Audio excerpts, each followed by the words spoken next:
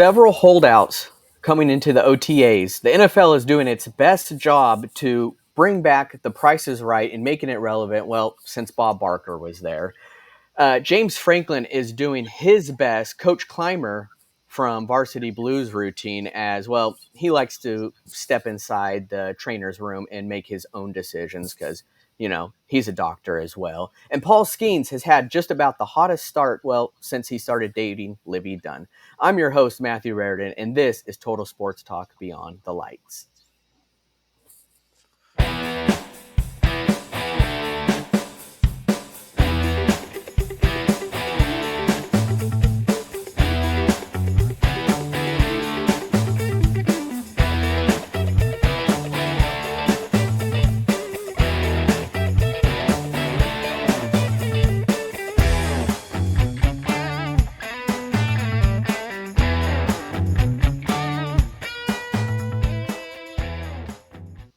What's going on, everyone, and welcome to another episode of Total Sports Talk Beyond the Lights. I'm your host, Matthew Raridan, and if you weren't able to tell by now, we have one of our co-hosts back today with his very luscious beard here, and that is none other than David Street.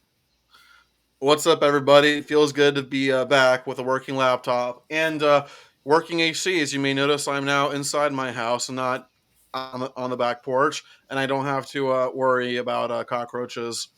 That's all I'm going to say about that. Or alligators. I mean, you live in the swamp, and you may have a gator nibbling on your leg here, so I'm glad you're inside. And we also have Ed Smith. Welcome, y'all. And guys, this OTAs are taking place now, and it just seems like the talk of the town is holdouts. It seems like every year now we have a star player holding out for a bigger deal. Eventually, a bigger deal comes in. You really don't see a whole lot of players that actually stick to their guns the entire way through. But we do have a couple players in mind that we should talk about when it comes to holding out and for a sense, deal or no deal. I'm no Howie Mandel, but I think it's safe to say that we can predict on some of these deals or no deals taking place at least soon. And the first player I really want to talk about is Micah Parsons with the Dallas Cowboys. This isn't your typical, holdout here.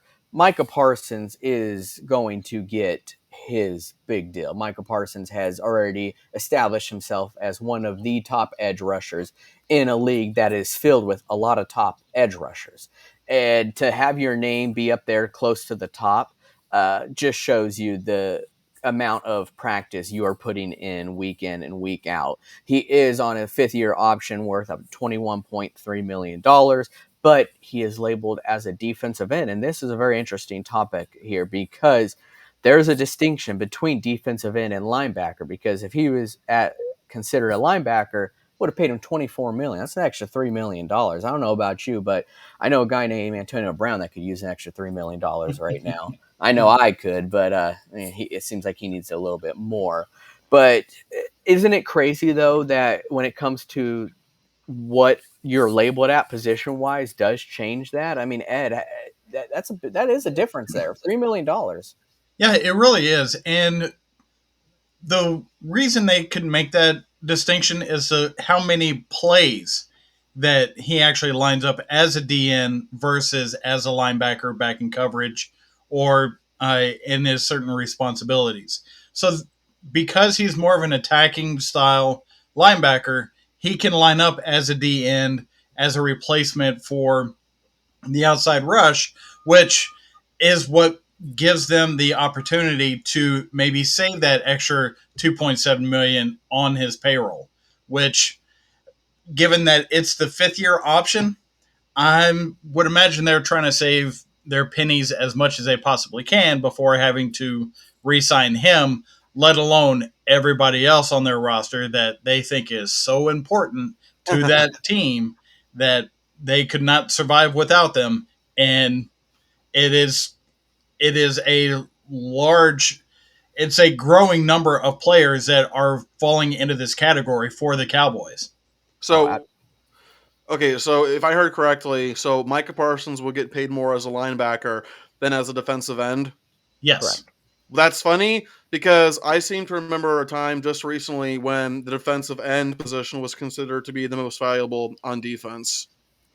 Well, it is. But that's why they've labeled it now as an edge rusher because it's almost more of a broad term there. But Ed is absolutely right that they have a growing list of players that are so important and vital to their team that are due for contracts, from Dak Prescott, CeeDee Lamb, and Micah Parsons. But if you were to ask me out of those three, who deserves it more, I'm gonna say Micah Parsons, and I feel like that is a no-brainer. But Micah Parsons, he's still working out, and they've made it clear that this isn't your typical holdout. I mean, I've heard contradicting reports that he's not holding out. He's still kind of there, but not there. But uh, he missed last year for a personal workout. But look at this year that he put up last year. Look at these numbers in 2023: 14 sacks, 84 tackles, 64 of them being solo, and 30 quarterback hits. And he finished third in Defensive Player of the Year. The guy's uh, accolades are clearly showing. And if he has this Tom Brady special workout routine where he does his own thing, but he's showing that his numbers, by all means, continue to do that because you are producing a lot for this team, and you're essentially putting that team on your back with those type of numbers there.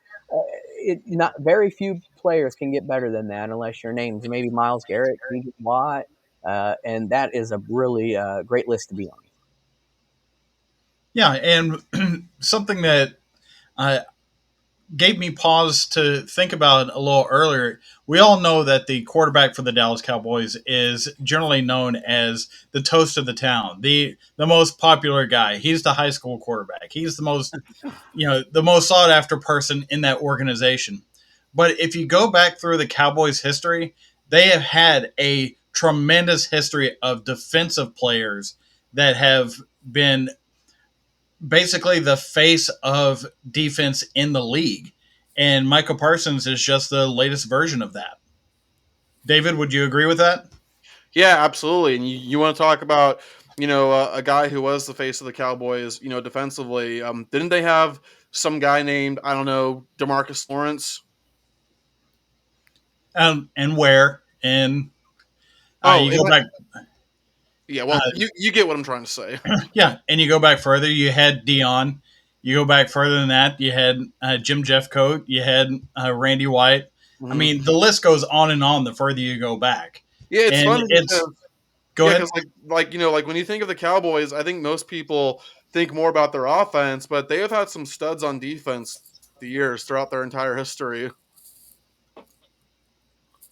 Yeah. It's just their kryptonite sometimes is staying healthy, but they have had a lot of studs that have represented that Dallas Cowboys defense. And Michael Parsons is going to be one of those for years to come. He will be that big household name that's on the Cowboys, and he's not just known for being on the Cowboys. He's known because of his talent and his numbers that he's putting up. And I anticipate he's going to put up those same exact numbers this year, if not better, because he works his butt off. This guy is over here wrestling sumo wrestlers. Okay, I know that was all for fun, and thankfully no injuries happened, but he is becoming that face. It's crazy to think that him and CJ Stroud are becoming these baby faces of the NFL that everyone's looking up to because as they should, in my opinion. And I love seeing it. And those are two people that I'm glad that are going to become these faces that we're seeing in the NFL. At the wide receiver position, though, Brandon Ayuk with the San Francisco 49ers. This is another one. He's a fifth-year option, $14 million, 14.1 if you want to be exact. But he's one of those that requested a trade in hopes to get a bigger deal. That seems to be kind of be the bargaining chip for a lot of players is trade me or pay me. That's the saying right there: trade me or pay me.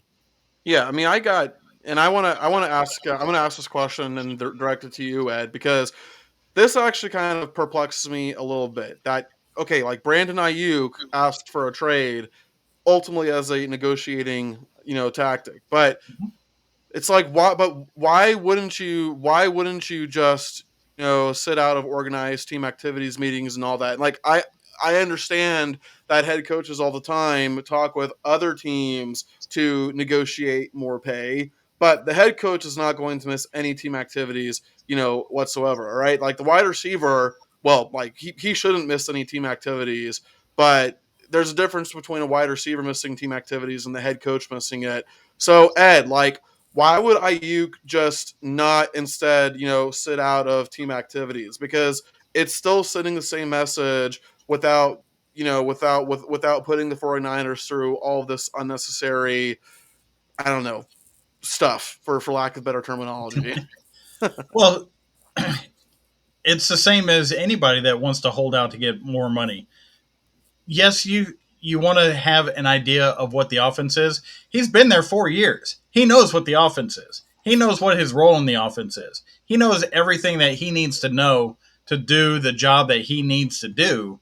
And the fact that Brock Purdy is in his third season, you've got stability at quarterback. You're not trying to break in a new quarterback and see if you can get that connection with them.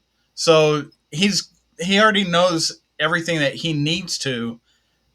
So why would he subject himself to the OTAs when he is trying to negotiate a long-term deal after his rookie contract? Because it isn't necessarily the rookie contract to being considered a success. If you go on the success bust model, if you sign your second contract with the same team, you're generally considered a success. This is a bargaining chip not to prove that you are worthy of that second contract with the same team, as opposed to trying to negotiate your way out.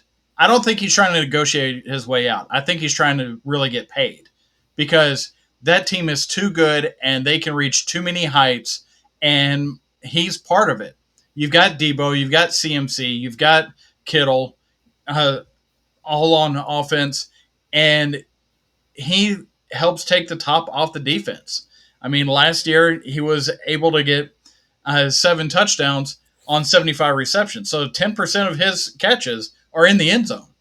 I mean, that is a not maybe not a number one level wide receiver, but damn close. So he should be compensated for that.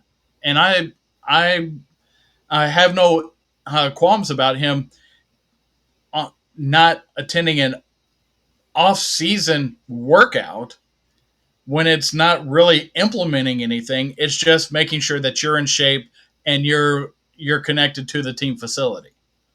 Yeah, absolutely. I mean, I totally support him. Holding out of team activities. I'm just not sure. Like, I would go so far as to request a trade just to like negotiate, good pay with my current team. But your point is still well taken. Yeah, I mean, this is a team that drafted him. This is a team where you do not want to leave. Why would you want to leave this San Francisco 49ers team? So when I initially saw the reports that he was requesting a trade, you were like, no, he's not. Why would you want to leave that team? You have a really good chance of winning a Super Bowl there here, unless you want to go to the Chiefs, maybe. But it's the Niners are there every year for a good reason because they have a great team. And why would you want to leave that? But it was more so of he wants to get paid more, and I think ultimately he will get that because they've kind of almost made it clear that they prefer him over Debo, especially with the injuries as of recent. But Brandon Ayuk is a key stable to their offense. So I do believe he'll eventually, get this contract. It will get all settled out, but it's kind of like a holdout with 1 foot in, 1 foot out. So deal. Deal. Absolutely. Deal on here. And sorry, deal on the first one with Michael Parsons too. You got to pay that guy. He's worth every penny. He is. And another guy who I personally think is worth every penny, and I know David will agree here. That's Tristan Wirfs with the Tampa Bay Bucks. The Tampa Bay Bucks, they brought the band back together. I know David was probably going to say it too, but they have brought a lot of their players back from last year. Tristan Wirfs sees that. He sees the loyalty that they're rewarding their players, and he wants a part of that too. Why would you not want a piece of that cake? So Tristan Wirfs is doing this essentially so he could get that long-term deal. He's on a 5th-year option that pays $18 million. And this is a Pro Bowler. This is the guy who is setting the standard at offensive line.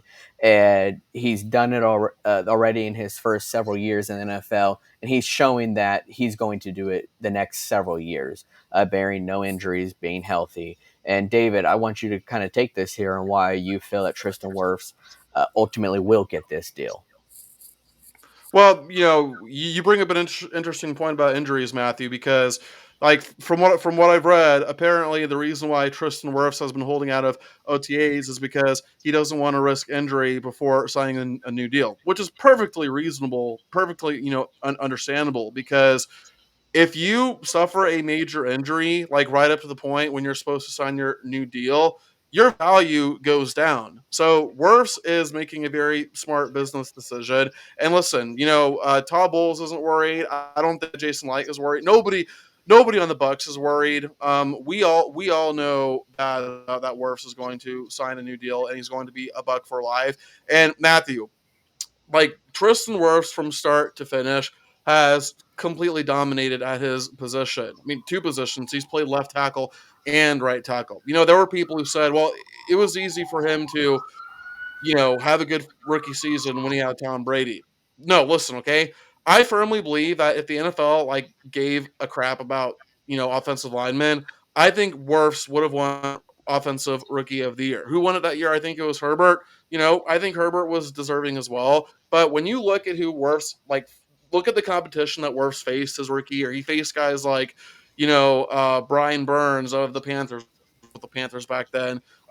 Aaron Donald, a few other guys that I can't think of. Cam Jordan of the Saints twice a year. Yes. And then who was that? Who was that one Who's that one pass rusher from the Packers? Ladarius Smith. Zadarius Smith. Zadarius Smith. It might be. It might be him. But Okay. you look at the competition that Wirfs faced in his rookie year, and really the only defender that was even able to beat Wirfs' rookie year was Khalil Mack. And there's absolutely no shame in losing to the best pass rusher not named, Aaron Donald. And then of course, and now Wirfs has shown that his rookie season was on a fluke. Like he has been legit from the beginning of his NFL career up to now. And listen, if I'm Jason Light, I'm throwing Wirfs a blank check, and I am saying to him, hey, listen, write whatever number you want on that piece of paper because he is that good and he is that valuable to Tampa Bay. I'm going to tell you pretty much in 2 words why he'll get this deal, and that's Penei Sewell. Penei Sewell got rewarded for his what he's done so far in the NFL this offseason. Well, Tristan Wirfs also going to get rewarded for that as well. I'll point out that their cap space in 2024 is $9.5 million, but I also want to point out that does not mean anything whatsoever. They are geniuses in the NFL now when it comes to working out these deals, these extensions. They restructure contracts. They do everything to prevent going over the cap and, if anything, fixing the cap. So don't worry about the 9.5 million, in my opinion, because they'll work something out. They always do, but he will be rewarded with a deal. I don't have a prediction on what that deal will be, but I imagine it being very similar to Penei Sewell. So deal. You're starting to see kind of a trend here. Yeah, there's one thing that we've talked about 3 players already that are on their 5th year of their rookie contract.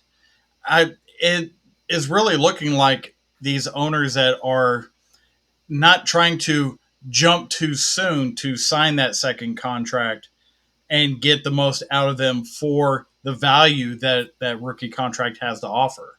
So, yes, you see it in quarterbacks where after a couple of years, they'll sign the massive deal as the extension. But these other positions on the field, that's good value having that rookie contract with that possible 5th year option on the first round. So, and I don't blame the owners for trying to hold on to that, even though it upsets the stars that have blossomed over the first 4 years. But I don't blame the owners for letting it get down to the 5th year option and then making that concerted effort to sign for the years after that. Yeah. I mean, we're seeing it with Joe Burrow. He got rewarded with the big contract. Justin Herbert got rewarded with it. We know Jamar Chase eventually will once his comes up. But yeah, it is something. It's almost like a petri dish of something that they hold on to. So We're gonna, far, yeah, like so far, there's one player that I don't think will reach a new deal, and then there's one other player who I'm kind of iffy on, and then the player who I don't think will reach a new deal. I have a feeling we're going to talk about him next, or Uh, not. we'll talk about him here soon, unless for some reason you're thinking Cameron Hayward. But this is where it does kind of change a little bit because the first several players were, like Ed said, on their 5th-year option. Cam So, Hayward is not. spoiler alert: Cam Hayward is the guy that I'm iffy on. Iffy on. Yes. I'm not at all. Cam Hayward is a Steeler, and I'm not saying that because I'm a Steeler fan. Cam Hayward's a Steeler. He has shown his loyalty as far as when it comes to restructuring contracts every year. It seems to always be him. But restructuring, as we talked about on this show, is not really a bad thing. It's more so of it's an upfront check. but Yeah, for but sure. he has showed his loyalty with the city, and now it's time for the city to show their loyalty with him. And I could almost guarantee you, probably here in the next week, that loyalty will be shown. Cam Hayward, like I've said already, is a Pittsburgh Steeler. This is a guy who is in the trenches, and yes, he's faced some injuries, but this is a guy who does give it his all, and that's why he does have these injuries. But I do see Cam Hayward getting one final contract with the Pittsburgh Steelers before he does right off in the sunset. It is his last year on his 4-year deal right now, but this is a guy that he's not always going to hold out. He's going to eventually get this contract, or he'll eventually be at the facilities because they'll be working on something in the back. Yeah, so that's how I feel about it. But David, I'm interested to hear your take kind of on this though too.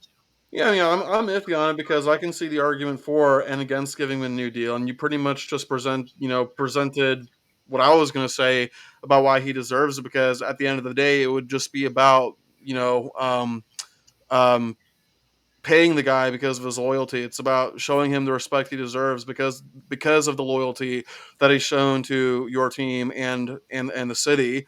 But then I think the argument against it is that how old's the guy? Like 31, 32? I mean, he's in his 30s, but if you were Yeah. to look at him, you'd guess a little bit older than that because Yeah. he's really worn it on him because of how he plays. For sure. Well, I think the argument against giving him a new deal is that at the end of the day, the NFL is a business, and the guy's not getting any younger. And at this point, you might want to think about the young and up and coming guys. But Matthew, at the end of the day, I think you make a great point, and I would probably lean more toward giving him the deal because there's absolutely nothing wrong with signing a guy to a deal as a sign of appreciation for what he's done.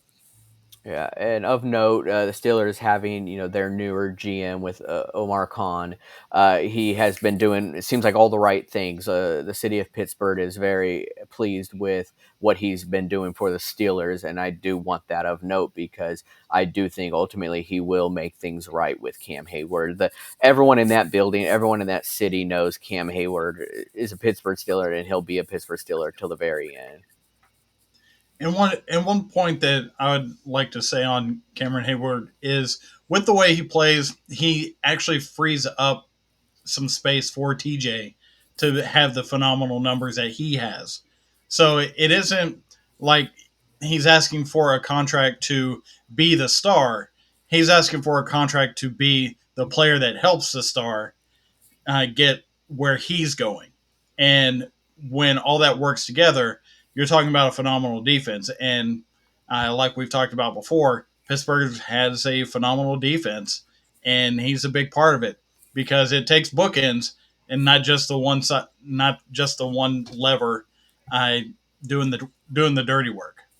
Yeah, and I could be wrong, but I'm pretty sure it was Aaron Donald that I heard actually just talk about this. I want to say yesterday of saying that he considers Cam Hayward to be one of the best up there, and to hear that from Aaron Donald, who we have always heard as being one of the very best of this generation, that's high praise. So to hear that from someone like him, it just tells you that he knows that Cam Hayward's great, and if he knows that, the team's got to know that. So we'll see. We'll see here, I think, in the next coming weeks, but it is one to keep an eye on. And then, of course, this is one of the biggest ones to keep an eye on, and that's Justin Jefferson.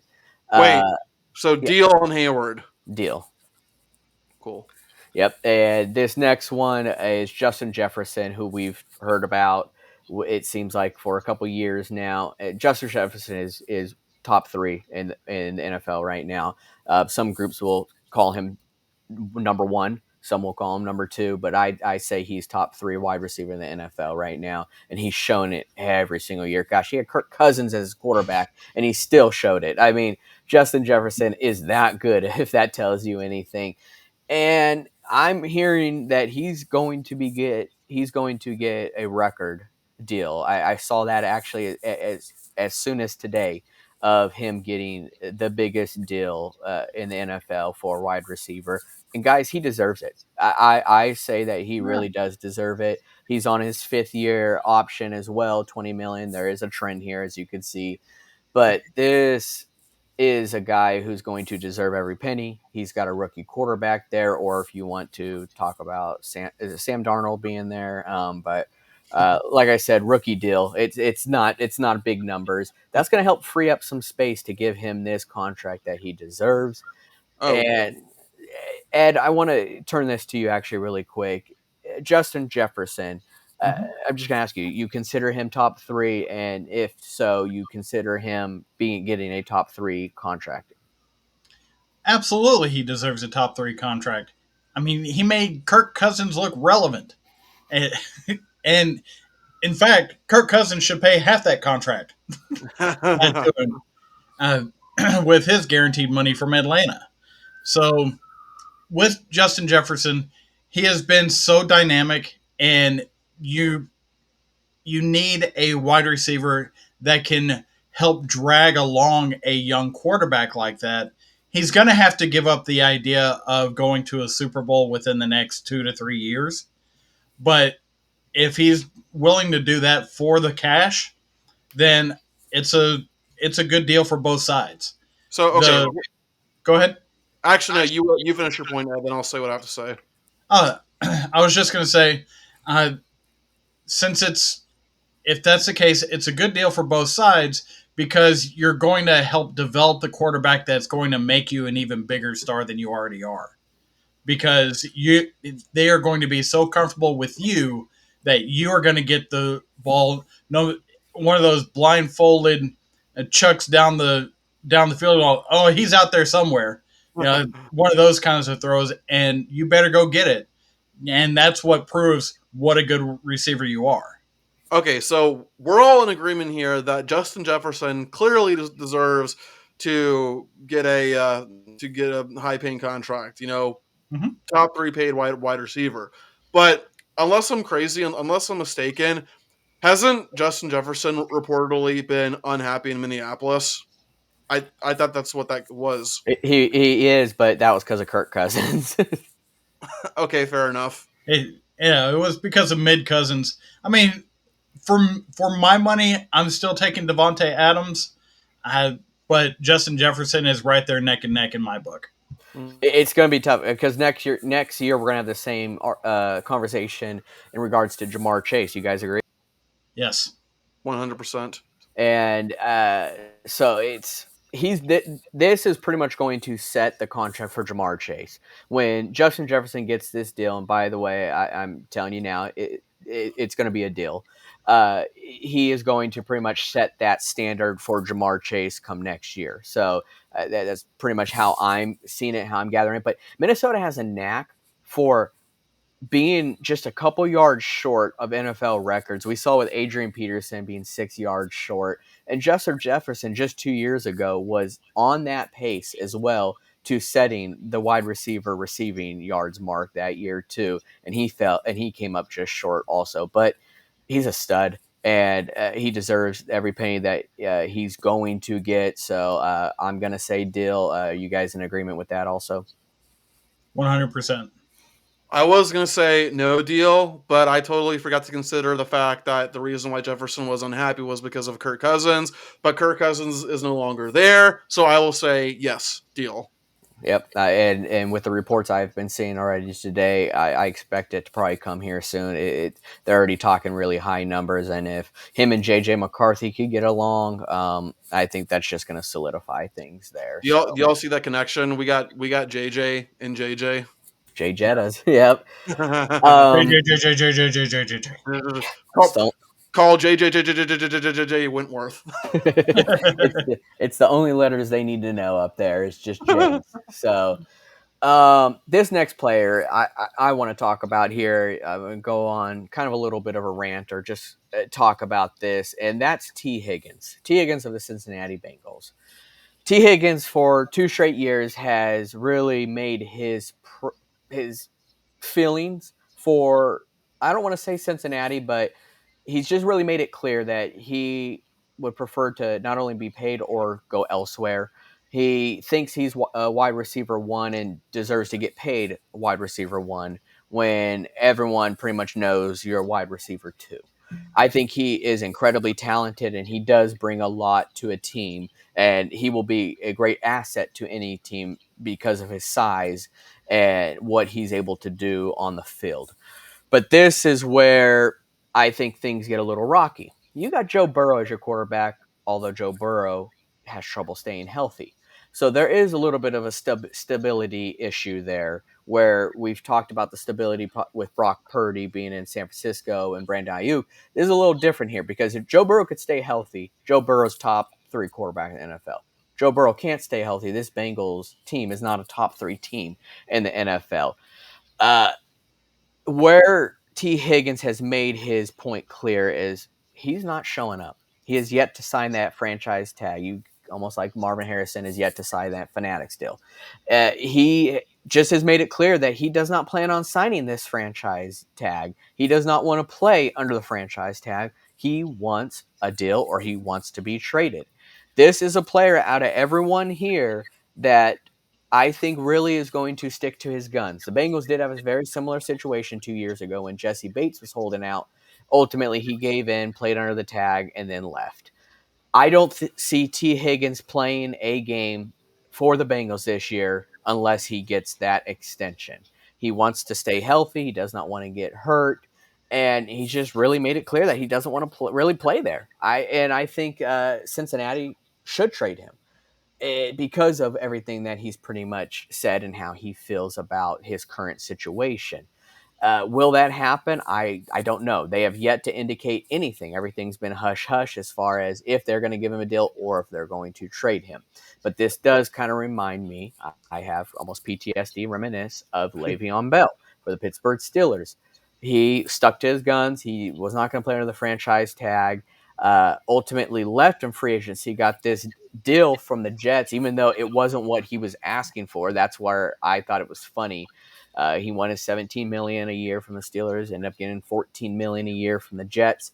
And where's Le'Veon Bell at now, guys? In boxing rings, getting knocked out? I don't Well, know.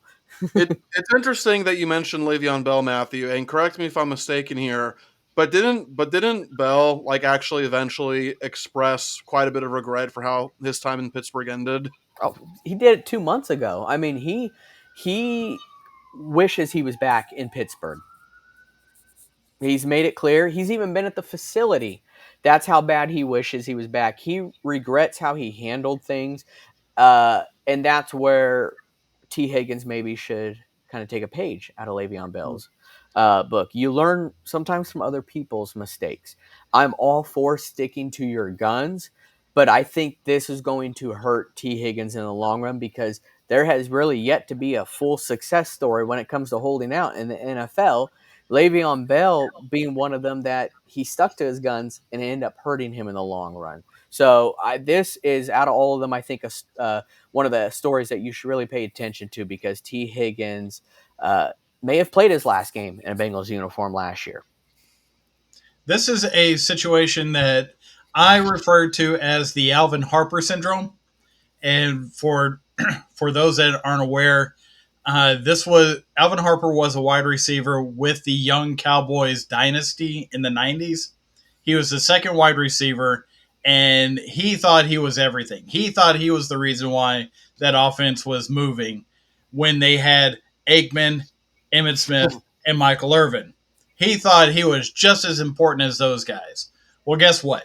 He signed this big lucrative deal to go to Tampa Bay and in the cream circle jerseys as Sam Weish became the head coach there, and nobody heard from him again. He was so subpar because it just turns out that his success was based upon his teammates getting a lot of attention, which freed him up to get more stats, more of those moments that Troy Aikman could get him the ball. And I'm seeing a lot of the same stuff out of T. Higgins in this offense when you got Jamar Chase and Joe Burrow. It's a very similar thing to me, and I'm with you, Matthew. This is absolutely a no deal. Let him go pout somewhere else about how he's being underpaid, but find out that he really did need Jamar Chase on the other side to make his bread. Yeah, Yeah, I think dare I actually I say want to hear what you're going to Juju? say, Matthew. Dare I say Juju Smith-Schuster? I mean, this is literally exactly to a T. When you have someone like Antonio Brown on the other side that really helped freed up more. Antonio Brown was being double teamed, so of Mhm. course that's going to free up a wide receiver, and it just happened to be Juju that year. And I like Juju, and besides his stupid TikTok dances, but now Juju, just like Le'Veon Bell, is nowhere. I mean, he's what on his second Mhm. knee. I mean, it's just that's how bad things have fell apart for Juju. You want to stick to your guns. You want to buy into yourself. I am totally for that. I want to put that out there. I'm totally for that because it's a confidence thing. But unfortunately, with Juju, it was not. It ended up being that Antonio Brown opened up those doors for you. Yeah. So, and similar to Ed's example to a T. So, Yeah, I David. mean, yeah, I mean, like there's some players in the NFL who have absolutely earned the right to hold out for higher pay. T. Higgins is absolutely not one of those players. So let's just get this out of the way. No, no deal. Yeah, yeah. Unfortunately, Calvin Ridley though might have done a little something to help T. Higgins just a little bit in his situation, but I just don't think he's going to get the deal from the Bengals. So I'm going to say no deal. Um, yeah, that was my rant, and I'm going to turn this over to David here for his rant on this particular situation here. We talked about earlier there may be a gator that's nibbling at his leg. Well, no, now there's several gators nibbling at Jaden Rashada's leg. David, you're one of them. Okay, so in case people have missed the news, Jaden Rashada is suing Billy Napier and a couple other guys, for fraud. So let me just get this out of the way that I am not a lawyer. I am probably the furthest thing from a legal expert that you'll ever meet. So I'm gonna try to not comment on the legal side of things, but just more so on just what I know in general, right? Well, first of all, if you know anything about Rashada, then you might ask, well, hold up, Jaden, it's okay for you to back out of your NIL deal with Miami, right? But then when the roles are reversed, then suddenly you have a problem. I mean, doesn't that kind of make you a hypocrite there? And so far, what we know of this case, guys, is that this is all he said, she said. People talk about how Billy supposedly offered him $13.5 million.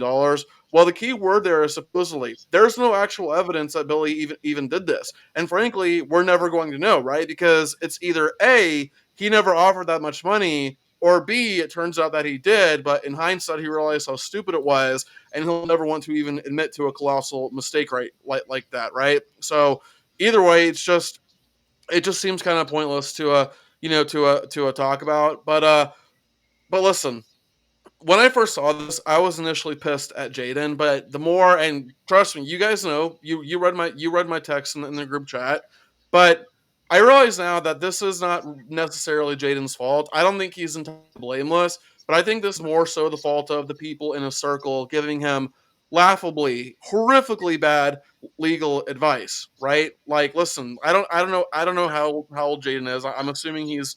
I mean, at this point, clearly in his early 20s, he might still be 19. But the point is, he is still a young adult at this point, and clearly does not know what he's doing. And I think people are giving him bad advice right now. But the other person that I think shares a not the entire blame, but definitely shares partial blame is Georgia head coach Kirby Smart. Now, I think Kirby is one hell of a football coach, but I'm about to say something that might make you raise your eyebrows, or unless you know me, then it won't surprise you when I say that I think Kirby Smart is an absolute scumbag of a human being. And forget about my fandom for a second here, okay? I think Kirby is a terrible person because of what he's doing to potentially ruin Jaden Rashada. Now, supposedly this lawsuit has been in the works like long before Kirby even got involved. So I get that. So I'm not putting the entire blame of this lawsuit on Kirby, but Kirby supposedly, was the one who greenlit it. I'm not making it up. You can look it up. So reportedly, Kirby gave his blessing. That's what reports say. Right now, Kirby could have been the bigger person here, and he could have said, "Hey, listen, Jaden, um, no offense, but you have no idea what you're doing. You have no idea how much this could hurt you, especially if you lose this case. Don't worry about this. We'll just focus on kicking Florida's ass on the field and in recruiting, like we always do." Kirby could have done that, but instead he could potentially ruin Jaden's chances with other programs. Because listen, we all know that Rashada is not going to see any meaningful snaps this year, and assuming that he transfers out of Georgia, what major school is going to want to look at him? What major school is going to want to take him after all the crap that he is involved in? Which again, I don't think is entirely his fault, but he's still at the forefront of it. And think about this as well, right? And I've seen other people make this point, and I think it's an excellent point, right? Let's say that Florida does fire Billy for cause, and then we end up getting a better coach, like one who actually gives Kirby Smart a run for his money. Well, think about how bad that's going to look on Kirby, because it's like, well, he gave the green light on something that led to a domino effect, which leading to Billy getting fired, and then him getting replaced by a better guy. So Kirby is a scumbag, but not only that, he's potentially a dumbass too. So, but listen, man, it's just the best way that I can sum this up is that it's the story of Florida. Every time we get some kind of good momentum, it always has to get ruined. That's just Florida football, baby.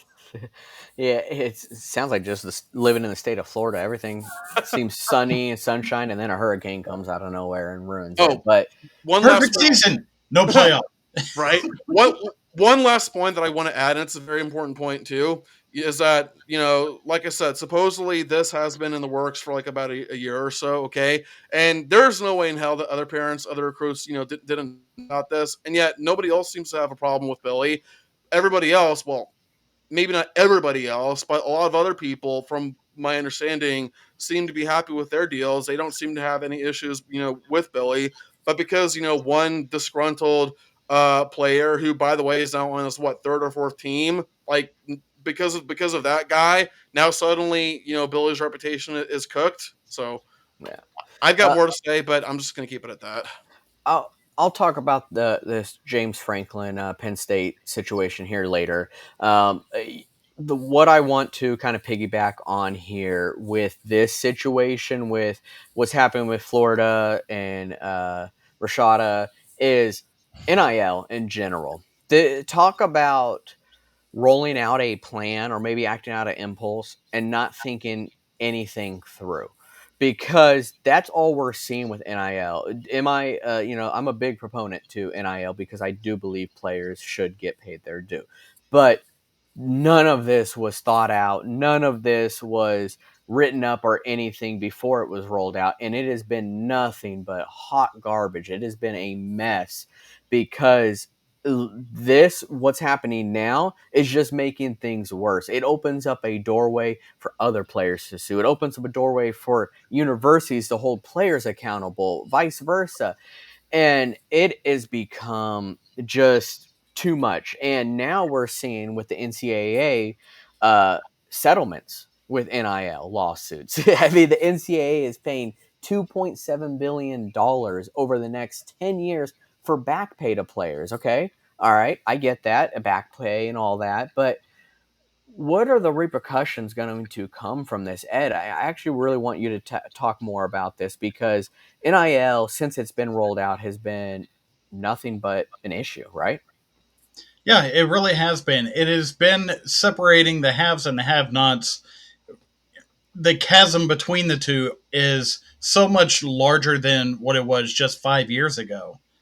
You know, because of the amount of money that is being collected by the bigger programs versus, say, Texas versus Texas State. I mean, Texas State is a small school. It's got a larger student body than what Texas does, but the athletic program is nowhere near the same capacity as what the University of Texas is. Now, this is all still impending.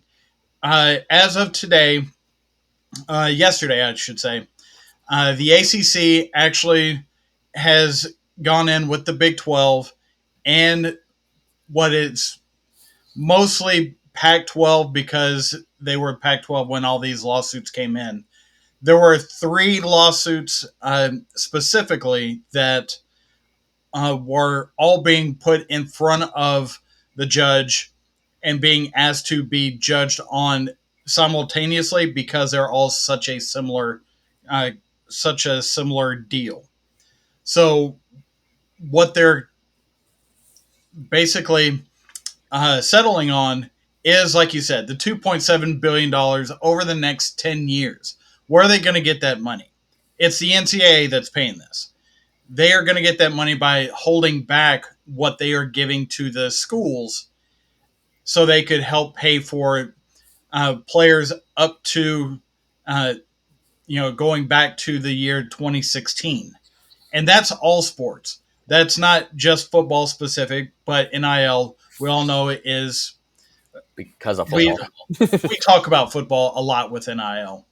Uh, and going from this point forward, all schools will get $20 million to use as possible payment to the players, and they can disperse it however they see fit, as long as they hold up Title IX rules.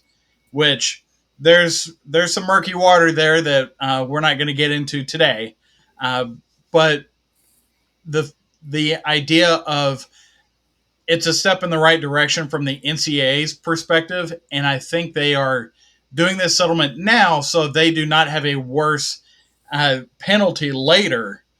So getting everything rolling in the right direction instead of fighting for so many years and just watching it just go up in flames while they're still arguing in a courtroom. So that's a big portion of it, and the fact that uh, the $20 million that each school is getting, that is just what is being mandated from the NCAA. The schools can still have their collectives. So we're still going to see a lot more of these bigger programs get more players. They're just getting the extra 20 million as a floor, whereas a school like, let's say, New Mexico State, that'll be the ceiling of what they can pay out in all their programs. So once again, the chasm between the two, it's a huge deal. Now, how is this going to work with the size of the rosters? Because we've seen 140 guys be on a football roster, but only 85 are on scholarship. So they're looking at ways of implementing a roster size max for all sports as a total unit. So in doing so, you can take what was 85 scholarships in football and 11 scholarships in baseball, move back some of that on the football side and move up on the baseball side to make to get the teams to be filled with scholarship players, not partial scholar. Half the team filled with scholarship and the other half has to walk on so they can get a roster spot and pay and still pay the school to be there. So there's a lot of moving parts to this. The the part that I am kind of glad with is we're finally moving in the right direction, because to this whole Florida situation, it's the wild wild west. Now this is starting to look like a guardrail that is starting to be constructed. It's not going to be finished. Let's I'm not going to say that. It's not going to be finished, but at least you've got some of the tools out there. You're getting some of the materials out there to start building a guardrail to make this become what we know it is. College sports is a business. It's not just college amateurism anymore. So this is the business of sports business. And we're finally seeing something done about it, as opposed to people just quibbling and just waiting for the other shoe to drop. Yeah, I mean, like for me, like I used to be against college players getting paid unless it was through name, image, and likeness. I always felt that was the one middle ground that all parties involved could reach. We finally get NIL. Okay, no problem. Well, now the way that I'm seeing it is that NIL has pretty much, I don't say it's ruined the game entirely, but it's made it not as enjoyable as it was before, because we're all college football fans, because before it was just purely for the love of the game, right? It wasn't like the NFL where a big chunk of your motivation was because you're getting paid. With college football, it was about you're actually playing for the love of your school. And now we're not really seeing that anymore, because, well, if you're not paying me this much, I'll go to this other school that's going to, pay me even more, and then, so on and so forth. So I think, like I said, I don't want to say that NIL has completely ruined college football. And like I said, we're all fans of the sport. So it's going to take a lot for us to not watch it. But I pretty much going back to what you said, Matthew, that this has all been an absolute disaster. Well, like Ed said, there is a lot of moving parts, but these are moving parts that should have been done before they rolled it out. And they're having to live with this because of how quick they rolled it out without having any plans. And so you look at these roster sizes and the scholarships, and to think of these old rules that they had, now they're implementing these new ones, but these old rules, just think, there was a guy named Paul Skenes on the LSU baseball team that, with these old rules, might not have had a scholarship and be on the Pirates, be the number one draft pick today. And I want to talk about more about Paul Skenes here, because Paul Skenes, and sorry, David, I know it's a touchy subject, Florida College World Series, but Paul Skenes was as dominant as you can be for that LSU baseball team. And, well, he's kind of continuing that trend in the majors. He was the number one overall pick for the Pirates the year before. And here he is called up in the major leagues. And, well, his first two starts, he's 1-0 with a 2.70 ERA and 18 strikeouts. And that doesn't even tell you everything there, just looking at those stat lines. He faced the Cubs on both of his starts, and his second start had a no-hitter going on and got pulled. Uh, it's crazy. I get he's a rookie, but this is a guy who could continue to pitch. I get that he throws gas, he throws heat, but his mechanics and where we've come to nowadays, just think about in the 80s how many pitches these pitchers were throwing.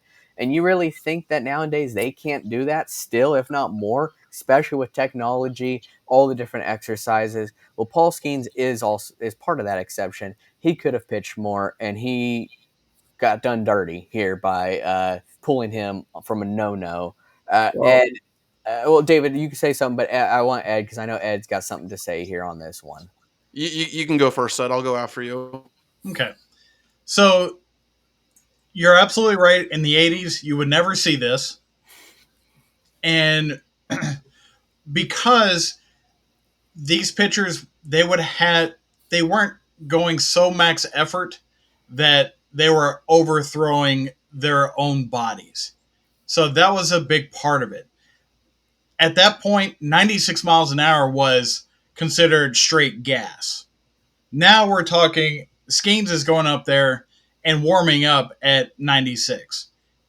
And when he gets into the game, it is 101, 102, 100, 99, 101.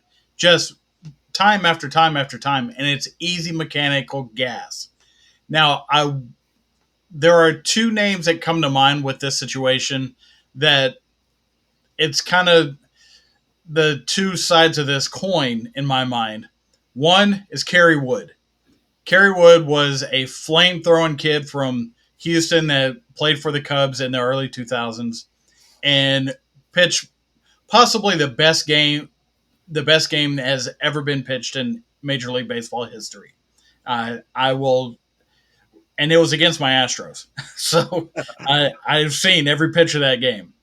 Um, but he threw such gas that his arm gave out so quickly in his career that a lot of owners became very uh, hesitant to pay money to, I mean, good, high quality money to pitchers that overthrow their bodies and then wind up not being useful beyond a year or two for doing so. The other side of that coin, I feel, is Steven Strasburg. Whereas he was so good, but he had the Tommy John surgery, and then the Nationals put him on such a pitch count that where in the middle of a pennant race they yank him for the rest of the season. That is going so far in the other end of that pool that it is ridiculous to think that pitchers cannot play the game through a whole game anymore. The number of complete games this season, I think, is one, if any. And that is certainly not something that you would have seen even 20 years ago. You know, especially if you go 30 years ago into the 90s and into the 80s. You had 3-man rotations at that point that were going complete games. Fernando Valenzuela, when he won the Rookie of the Year in 81, he was on a 3-man rotation and just dominated. That is certainly not the case anymore. And I know that they're trying to protect the long-term effects for these pitchers, but you've got to let them do their job as well because they can't earn what they've earned if they're not able to be out there because somebody is too scared to let them, build up that muscle, build up that mechanic, build up that stamina of being able to throw 150, 200, maybe not 200 pitches, but somewhere between 110 and 150 pitches and still get a week off as their rest time. It's ludicrous to me that you would take a rookie that is throwing such easy gas with no stress on his body at 101 miles an hour and through 6 innings having a no hitter and pulling him from the game.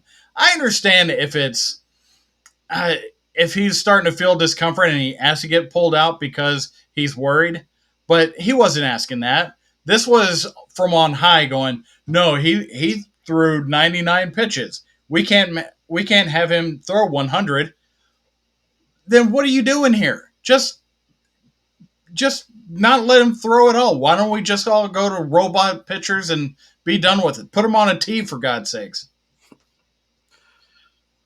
Well, your points are well taken, guys, but I'm going to be the contrarian here, and I think Pirates manager Derek Shelton absolutely made the right decision in pulling Skenes. Because listen, I don't care how talented Paul Skenes is. You said it yourself, Matthew. At the end of the day, he is still a rookie, and in my opinion, at this point, it is much more important, for him to preserve the strength of his arm and allow him to continue to get used to the professional league.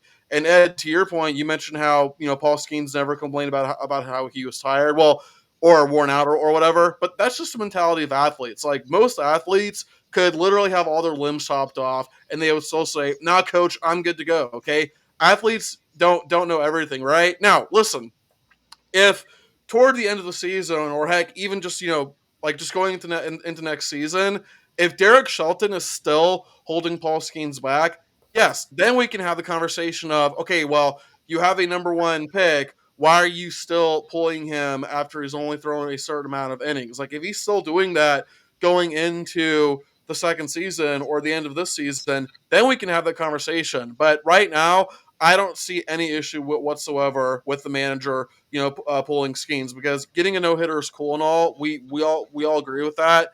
But at the end of the day, Shelton's job is not just to win games. His job is to preserve the health of his players. And Skenes might not like it now, but he'll probably be thanking Shelton down the road later for what he did. Yeah, and with the fact that Ed obviously name dropped the Steven Strasburg situation, I think that's why I guess this makes sense. The reason why I did that, because Steven Strasburg he was supposed to be, he was a phenom. This was a Steven Strasburg who was supposed to be the face of the pitchers in the MLB, and we all saw how his career went, unfortunately, and because of that, that's kind of going to set almost that precedent of with these next up and coming pitchers to not have that happen. Well, And I yeah, mean, Steven Strasburg was the best pitcher in baseball for a couple or a few seasons. I mean, didn't he win a Cy Young and NL Cy Young, or not? He was at least I uh, don't, I don't think he did because he had okay. Max Scherzer on that Okay, same staff. but he yeah, was at least in the conversation though. yeah. I mean, he may lead the league in strikeouts and Tommy John surgeries all in the same year, but unfortunately, that's his pitching mechanics that ultimately did that to him. But that's where it becomes very skeptical of having these new pitchers really continue in a game. And but Paul Skenes though does have a lot more opportunity. I'm very anxious for his next start because he shows that he has that swagger and that momentum, unlike what we saw with Jackson Holiday, which we talked about a couple months ago. I mean, he got called back down to the minors because he did not do so well early on in the majors. He was not doing too hot. And then one final point about Skenes that I want to make is that Paul Skenes is a once in a generation type pitcher. We all agree with that, right? Based on what he's showing. So Yeah, for far, sure. So think about this, okay? What if Derek Shelton does give Paul Skenes more innings to pitch, right? And then eventually that leads to Paul Skenes' arms just giving out in a couple or a few years, right? Well, don't you think it's going to look very, very bad on Derek Shelton that he had a once in a generation type pitcher and he just totally ruined him with the decisions that he made? It can easily happen. We've seen a lot of. I mean, I haven't seen it in the majors, but I have seen in other sports where the coach has not really managed it correctly on an up and coming player. yeah. Ed? I mean, it happens in all sports where you've got somebody that is a phenom that's doing well to start out, and you want to uh, ride the momentum that that player has for how good they've been, and it becomes a case of missed opportunity. If they get hurt, because once one happens, then another. But have we not seen how a lot of major league ball clubs are almost glad to have seen a Tommy John surgery already happen for some of these pitchers that they're bringing up, because that surgery has become so advanced that it's basically rebuilding the elbow for the rigors of major league pitching. Now, we talked about generational talent. Well, there is a throwback generational pitcher that's still playing that would agree a little more with what I'm saying compared to you, David, and that's Justin Verlander, because he is outspoken about let the pitchers pitch, because that's their job. That's what they're there to do, not to just sling for a couple of innings and then be done. They starting pitchers are there for the game to be on their shoulders, not their shoulder for an inning or two do and then have like five relievers behind him uh, ride ride the rest of the game out. That's not what a starting pitcher is there to do. The starting pitcher is there to put their team in the best position to win, and they do that by holding the other team at bay for multiple rounds through the lineup. And if they're getting pulled in the fourth, fifth inning every night, they're not doing that. They are just basically holding the spot for whom the managers are now trusting with one inning at a time as opposed to a game at a time. Yeah, and speaking of Justin Verlander, all eyes are usually always on, him or his wife, and Paul Skenes' girlfriend. But don't look now. These Astros, they're rolling. The Astros are 15-8 since their international Mexico City games, and I feel like we all knew. Maybe Ed, he always wants to probably be skeptical because it's his team, but the Astros are the Astros until we see otherwise. I get they started off slowly, and it's still a long season to go, but the Astros are looking a lot better. They've moved up within the rankings in the West. They now sit at third, but their team batting right now is number 4 in the majors, and Kyle Tucker leading the league in home runs. They're starting to click. They are starting to show you the Astros that we knew were always there with or without a garbage can, right, Ed?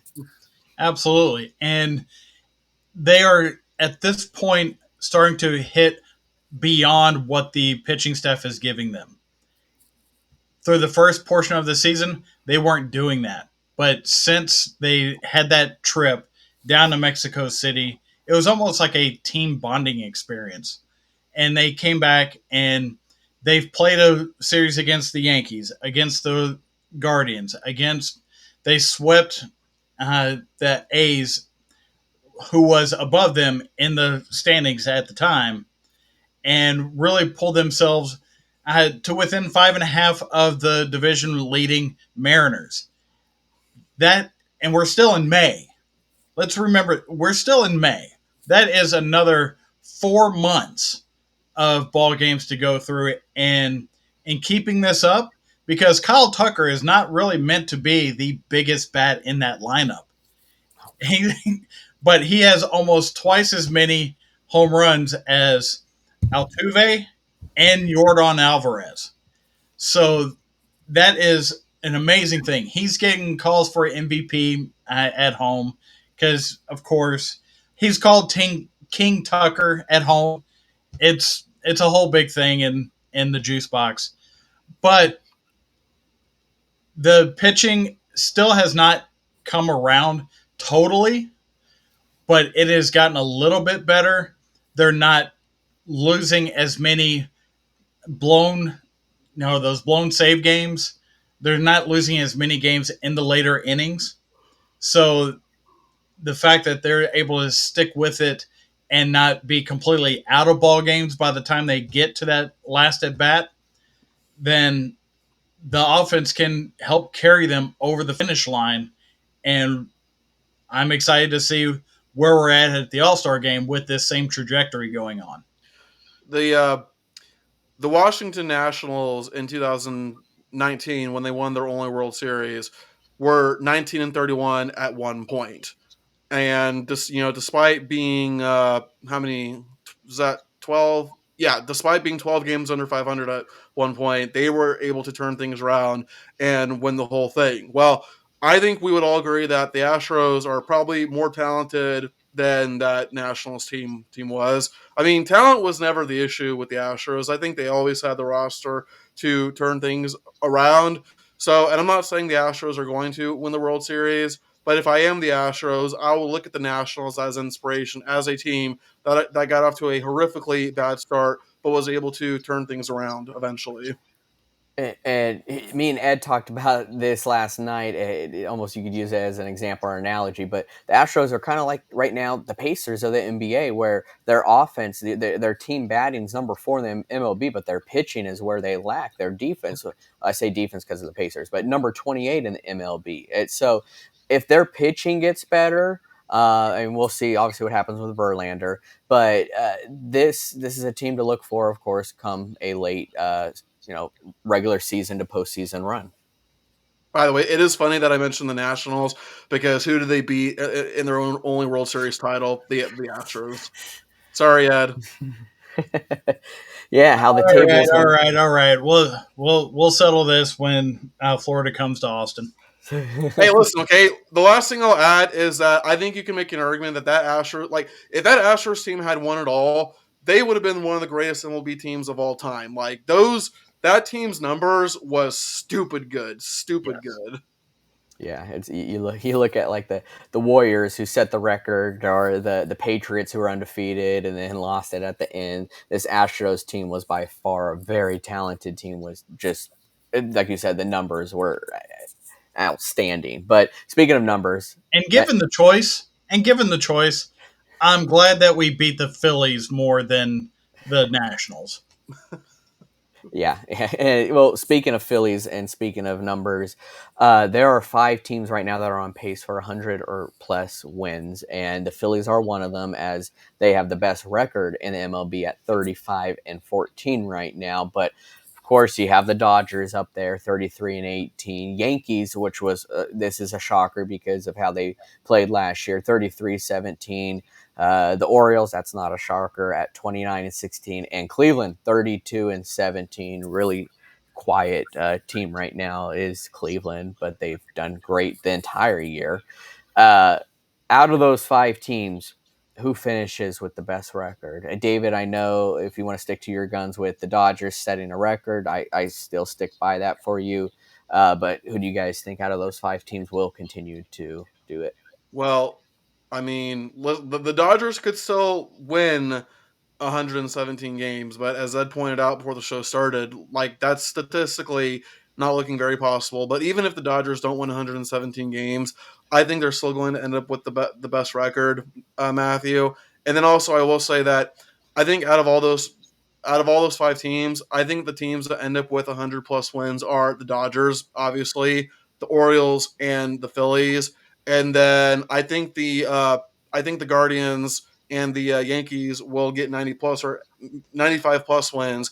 But I think those 2 teams, the Yankees and the Guardians, are going to be the 2 teams in that group to not reach 100 wins, in my opinion.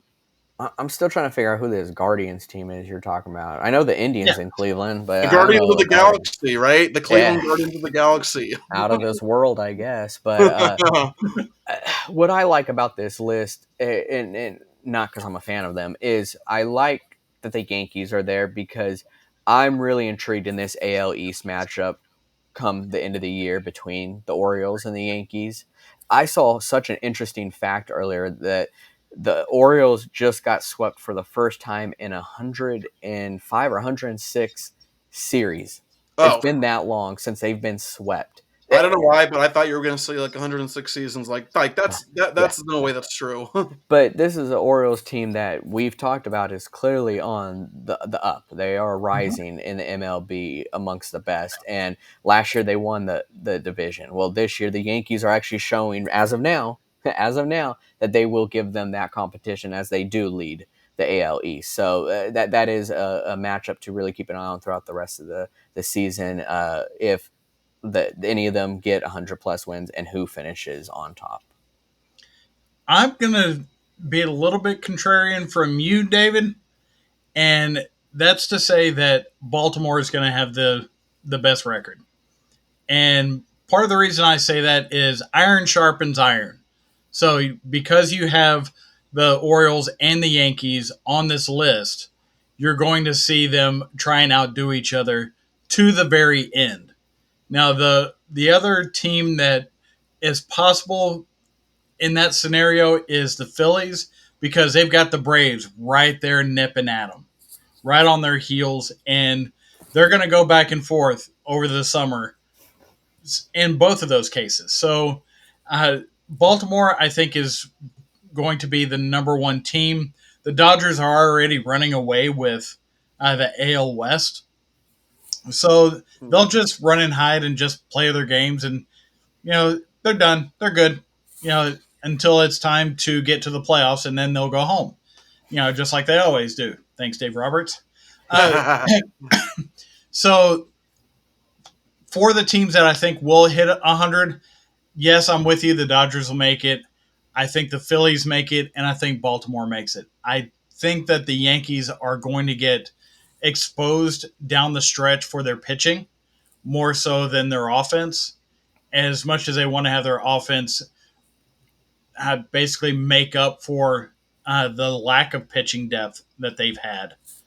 So I have those three teams, the Yankees and Cleveland, maybe not make it, and possibly the Braves go ahead and do get on a heater that gets them over that 100-win mark. Well, actually, Ed, that actually, perfectly segues into what I want to ask, and that for all of us guys, what is one team right now that is not projected to win 100 games, but you could see them go on a heater and reach 100 wins or close to 100 wins? And I'll go, for me, that's the Chicago Cubs. Before the season, I picked the Orioles and Cubs to meet up in the World Series. I really like the Cubs roster. I thought getting Craig Counsell from Milwaukee was an absolutely brilliant move. I know right now the Cubs, they're not they're obviously not among the best teams, but they're not doing too bad either. But I think the Cubs have the roster to eventually go on a run. So I'm going to say the Cubs for me. Ed, it seems like it's the Braves for you. Oh, yeah, without a doubt. Yeah, What about I'm in agreement with Ed too as far as the Braves go. The Braves have shown that every year that they're pretty much right there. And as long as they have Acuna there, I think that they're going to be just fine in being able to achieve that. They have the team easily to be able to do that. So the Braves should be. I mean, they're not on the list because they aren't on pace right now, but they should be a part of that talk. And one team that I know will not make 100 wins, but will be kind of a sleeper pick to be in the race for the wild card, for me, is Kansas City. I knew you were going to say that. Bobby Witt Jr. has been, just carrying this team and been such a leader in that clubhouse. And everybody's rallying around him to do better. And they are giving the Guardians a run for their money at this point. So I would say that there's a good chance that they get closer to that wild card. But I still think the Guardians win that division. I can't believe none of you guys said the White Sox. I'm just really shocked on Oh, that. no. They I were thought on, for weren't, sure. they, weren't they on a 4-game winning streak at one point? So things seem to have turned up for them. I think they were playing in the Sandlot when they did that. Yeah, was that the JV baseball team? I think maybe, but they were playing against and they barely beat them. But yeah, the Royals have been kind of under the radar, shocking as well. But the Braves, for me, are going to be that team that are going to battle the Phillies towards the end, similar to the Yankees and the Orioles. Dodgers, they'll be top of the leaderboard in the West the entire year, but that's expected. So, but that's about all we have today, folks. Appreciate you guys tuning in once again. Don't forget to hit that like and subscribe button, and please share these videos to people share them online because we really do appreciate that. And drop your predictions in the comment section on teams that you feel are going to have more than 100 wins that may not be on pace, or maybe the ones that are on pace right now. And I'd like to hear your thoughts also on deal or no deal on the players that will get the deals come the regular season in the NFL, because it is looming. I know we have time for the regular season, but as far as contract extensions go, it should be happening here soon. But until next time, guys, we are rounding third and we are headed for home.